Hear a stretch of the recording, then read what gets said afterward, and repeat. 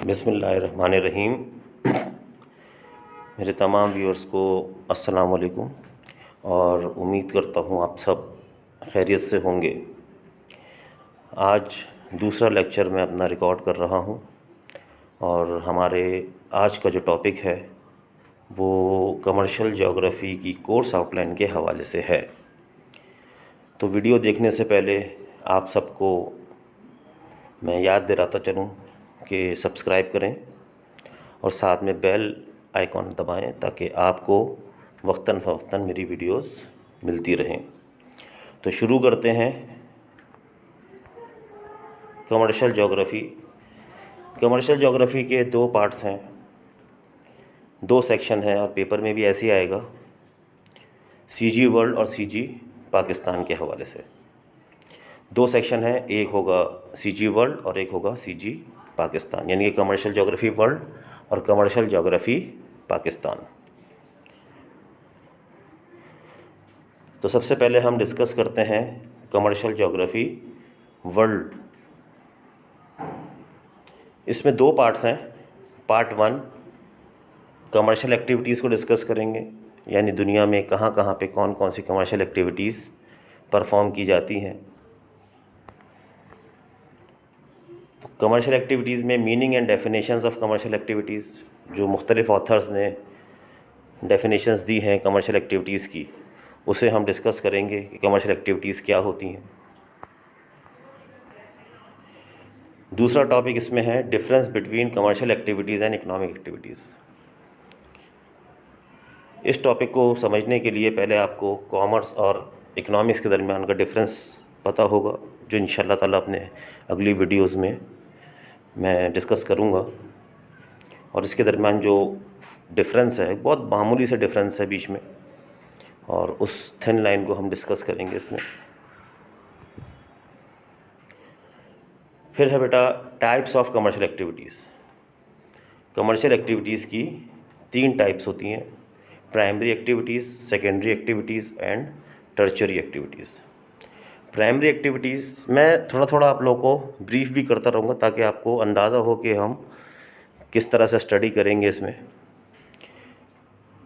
Primary activities यानी कि ऐसी एक्टिविटीज़ जिसमें रॉ मटेरियल हम हासिल करते हैं, इसे प्रीलिमिनरी एक्टिविटीज़ भी कहा जाता है। इससे हमें रॉ मटेरियल यानी कि extraction of resources from land, ज़मीन से जो हमें मुख्तलिफ़ किस्म के रिसोर्सेज मिलते हैं, जैसे एग्रीकल्चर है, हंटिंग है, ज़मीन से हमें मिनरल ऑयल मिलता है, तो उसे हम डिस्कस करेंगे। फिर सेकेंडरी एक्टिविटीज़ यानी कि ऐसी एक्टिविटीज़ जिसमें हम रॉ गुड्स को किस तरह से हम फिनिश फॉर्म में कन्वर्ट करते हैं। फिर टर्शियरी एक्टिविटीज़ यानी कि सर्विसेज बैंक की हो गई, इंश्योरेंस की हो गई, ट्रांसपोर्टेशन की हो गई, तो टर्शियरी में हम इसको डिस्कस करेंगे। प्राइमरी एक्टिविटीज़ में हम 3 किस्म की प्राइमरी एक्टिविटीज़ पढ़ेंगे, एग्रीकल्चर, हंटिंग, फिशिंग। जबकि सेकेंडरी एक्टिविटीज़ में मैन्युफैक्चरिंग को हम पढ़ेंगे।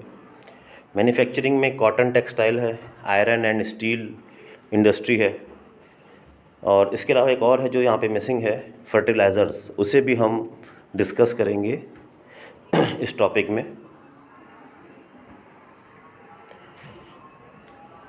पार्ट टू में बेटा हम डिस्कस करेंगे world resources and it's distribution. दुनिया में कहाँ कहाँ पे क्या क्या चीज़ें प्रोड्यूस होती हैं, कहाँ कहाँ पे किन किन चीज़ों के रिज़र्व्स हैं, और उसके एक्सपोर्ट कौन कौन करता है, उसके इंपोर्ट कौन कौन करता है, और कौन बड़े बड़े जो है वो प्रोड्यूसर्स हैं मुख्तलिफ़ किस्म के रिसोर्सेज के। ये तमाम चीज़ें हम पार्ट 2 में डिस्कस करेंगे। एग्रीकल्चर रिसोर्सेज, तो वर्ल्ड रिसोर्सेज में सबसे पहले हम एग्रीकल्चर रिसोर्सेज को देखेंगे। इसमें wheat, rice, sugar cane, cotton, tea, rubber and edible oil. तो ये हम देखेंगे कि इन तमाम प्रोडक्ट्स की प्रोड्यूसर्स कौन कौन से हैं, इंपोर्टर्स कौन कौन से हैं, और एक्सपोर्टर्स कौन कौन से हैं। और साथ साथ हम ये भी पढ़ेंगे कि इनको प्रोड्यूस करने के लिए या इनकी कल्टीवेशन के लिए हमें किस तरह की फ़िज़िकल या किस तरह की जियोग्राफिकल कंडीशंस जो है वो हमें रिक्वायर्ड हैं, और किस तरह की हमें इकोनॉमिक कंडीशंस रिक्वायर्ड हैं। तो ये तमाम डिटेल हम इसमें डिस्कस करेंगे। फिर है मिनरल रिसोर्सेज। मिनरल रिसोर्सेज यानी कि ज़मीन में जो मादनियात पाई जाती हैं, जो मिनरल्स पाए जाते हैं, कौन कौन से? आयरन और कोल, मिनरल ऑयल जिसको हम पेट्रोलियम भी कहते हैं, नेचुरल गैस, यूरेनियम, गोल्ड।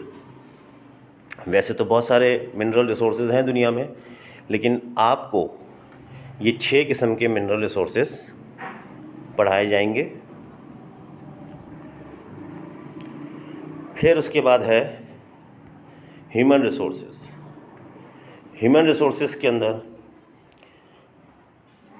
यानी कि जाहिर सी बात है, किसी भी काम को करने के लिए मशीन्स के साथ साथ हमें मैन पावर भी चाहिए। तो मैन पावर जो है वो बेसिकली ह्यूमन रिसोर्स है। इसमें पॉपुलेशन, दुनिया में जो जो पॉपुलेटेड कंट्रीज़ हैं उसे डिस्कस करेंगे। फिर एक थ्योरी है पॉपुलेशन ट्रांजिशन मॉडल, जिसको हम डेमोग्राफिक ट्रांजिशन मॉडल भी कहते हैं, DTM। तो उसे भी हम डिस्कस करेंगे इस टॉपिक में। फिर नेचुरल वेजिटेशन यानी कि दुनिया में कहाँ कहाँ पे फॉरेस्ट्स हैं, ग्रासलैंड्स हैं, डेजर्ट वेजिटेशंस कहाँ कहाँ पे, ये तमाम चीज़ें हम इस टॉपिक में डिस्कस करेंगे। उसके बाद है बेटा कमर्शियल ज्योग्राफी पाकिस्तान। जैसा कि मैंने शुरू में कहा कि पाकिस्तान की CG, पाकिस्तान की ज्योग्राफिकल कंडीशंस और वहाँ पे कमर्शियल एक्टिविटीज़ कौन कौन सी परफॉर्म होती हैं, उसे हम डिस्कस करेंगे अपने सेक्शन में। Introduction and location of Pakistan.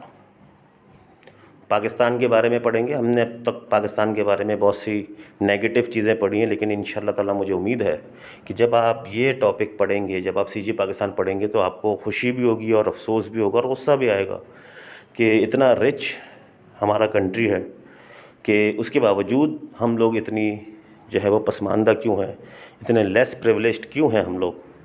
तो इसके अंदर इस टॉपिक में हमें जो है वो, जैसे कि मैंने कहा, खुशी भी होगी कि हम इतने ज़बरदस्त हमारे पास वसाइल हैं और फिर भी हम गरीब हैं, इस बात पे आपको गुस्सा भी आएगा। तो बहरहाल स्टडी करते हैं इसको।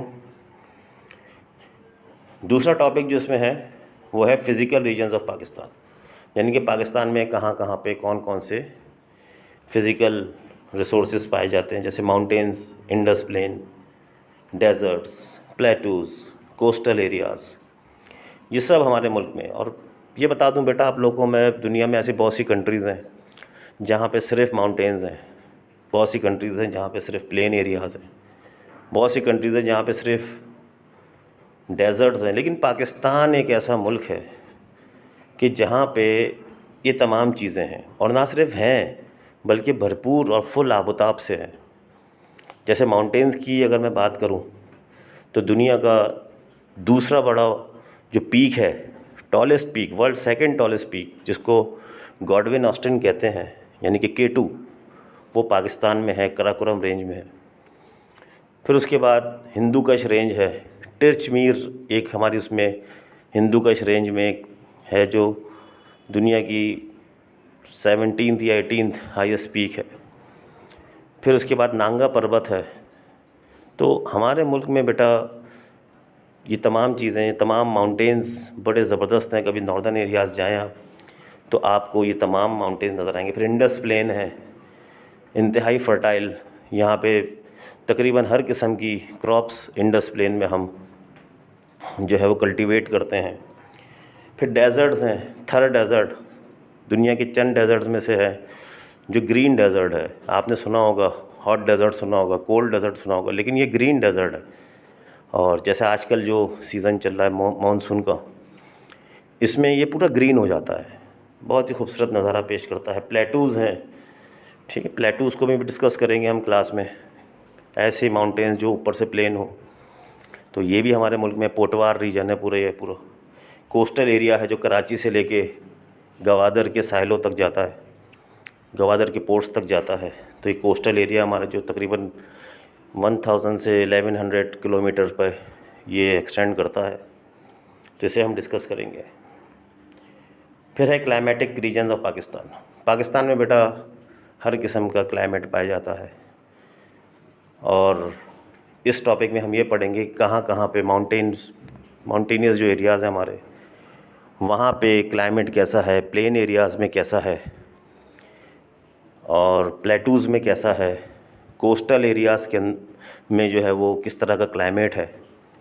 तो ये सब डिस्कस होगा इस टॉपिक में।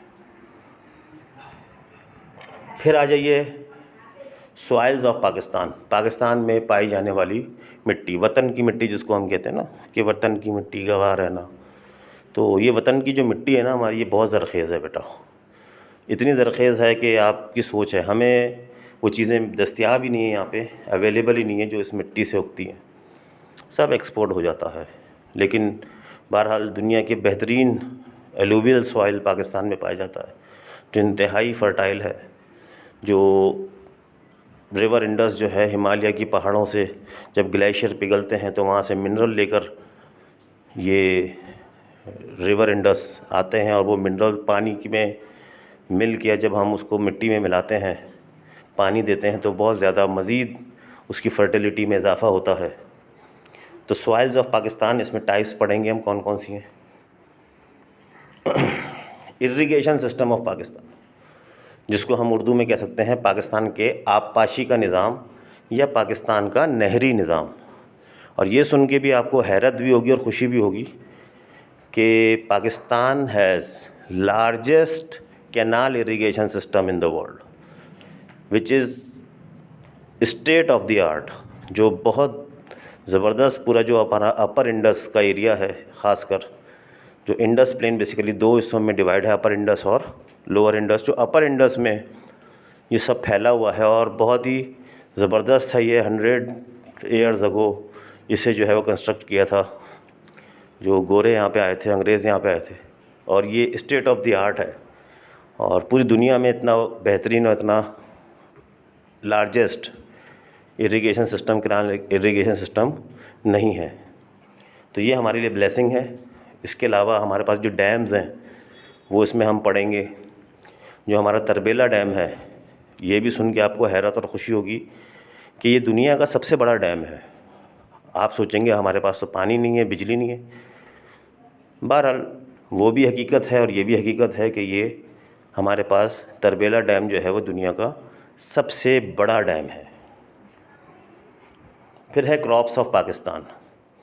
पाकिस्तान में बेटा क्रॉप्स यानी कि एग्रीकल्चर प्रोडक्ट्स, फार्मिंग की जो प्रोडक्ट्स हैं वो कौन कौन सी यहाँ पे कल्टीवेट होती हैं। इसमें बहुत सारी प्रोडक्ट्स हैं, जैसे wheat, rice, sugar cane, cotton, maize, tobacco, और इसके अलावा बहुत सारी फ्रूट्स हमारे यहाँ, वेजिटेबल्स हमारे यहाँ पे बहुत ज़्यादा तादाद में उगाए जाते हैं। तो क्रॉप्स को हम पढ़ेंगे इसमें, और चंद सेलेक्टेड क्रॉप्स हैं, वीट है, राइस है, शुगर केन है, मेज़ है, टोबैको है। बस ये 4-5 हम स्टडी करेंगे अपने इस कोर्स में। Transportation and communication of Pakistan, इसमें बेटा हम पढ़ेंगे कि हाईवेज़ कौन कौन से हैं, कोस्टल हाईवेज़ कौन कौन से हैं, हाईवेज़ कौन कौन से हैं, मोटरवेज़ कौन कौन से हैं, कौन सी हाईवे किसको कनेक्ट करती है, किन सिटीज़ को, किन प्रोविंसेस को कनेक्ट करती है। ठीक है, तो इसमें तमाम चीज़ें हम स्टडी करेंगे इस टॉपिक में। फिर है पॉपुलेशन ऑफ पाकिस्तान, पाकिस्तान की आबादी के बारे में। माशाल्लाह से पाकिस्तान जो है वो 4th हाईएस्ट पॉपुलेटेड कंट्री है, और क्या क्या मसाइल हैं और हमें किस तरह से जो है वो अपनी पॉपुलेशन को बेहतर बना सकते हैं, इसको कंट्रोल कैसे किया जा सकता है, और इसको स्किलफुल जो है वो ह्यूमन पावर में किस तरह से कन्वर्ट किया जा सकता है। ये सब चीज़ें हम अपने इस टॉपिक में स्टडी करेंगे। फिर आखिरी हमारा टॉपिक है mineral resources of Pakistan. Pakistan is rich in mineral resources. याद रखिएगा, पाकिस्तान में बहुत ज़्यादा मिनरल्स हैं। जो हमारा सबसे ज़्यादा बड़ा सूबा है बलूचिस्तान, which extend या which consist on 44%, almost 44% of Pakistan land area. It has plenty of mineral resources, मतलब इतना रिच है। ऑयल यहाँ पर है, जिप्सम यहाँ पे है, आयरन और यहाँ पर है, यूरेनियम भी यहाँ पर है जिसको डिस्क्लोज़ नहीं किया जाता, क्योंकि कम मिक़दार में है, तो ये सब चीज़ें बलूचिस्तान में पाई जाती हैं और उसे हम स्टडी करेंगे कि पाकिस्तान में कौन कौन से मिनरल्स पाए जाते हैं। तो बेटा ये हमारा लेक्चर था। आखिर में अगर आपको ये वीडियो पसंद आई है तो आप इसको सब्सक्राइब करें, लाइक करें, कमेंट भी कर सकते हैं और प्रेस बेल आइकन।